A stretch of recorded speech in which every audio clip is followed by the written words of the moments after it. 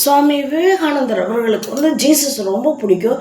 எந்த அளவுக்கு பிடிக்கும்னு கேட்டால் வார்த்தைகளால் சொல்ல முடியாத அளவுக்கு பிடிக்கும். ஜீசஸ் வந்து எந்த அளவுக்கு இறக்க குணம் கொண்டவர் அப்படிங்கிறத எப்போவுமே தன்னுடைய சீடர்கள்ட்ட அவர் சொல்லிக்கிட்டே இருப்பார். அதற்காக அவர் வந்து கிறிஸ்தவ மதத்தை ஏற்றுக்கிட்டாரு அப்படிங்கிறது அது கிடையாது. தான் பெரிய இந்து மதத்தை சேர்ந்தவராக இருந்தால் கூட கிறிஸ்துவோட அன்பும் கருணையும் அவருக்கு ரொம்ப பிடிக்கும். எல்லாருமே தனக்கு பிடித்தமான குருவோட கால்கள் பாதங்களை வந்து கழுவி விடணும்னு நினைப்பாங்க. ஆனால் விவேகானந்தர் சொன்ன ஒரு பதிவு வந்து ஆழ்மனதிற்கே கொண்டு போய் நம்மளை வந்து வலிமை சேர்க்கும். அந்த அளவுக்கு ஒரு பதிவு அது.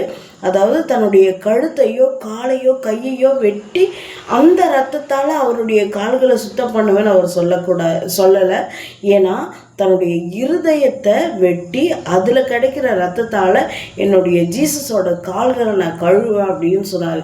இதுலேருந்து அவர் வந்து ஜீசஸை எந்த அளவுக்கு லவ் பண்ணியிருக்காரு அப்படிங்கிற விஷயத்த நம்ம தெரிஞ்சுக்க முடியுது.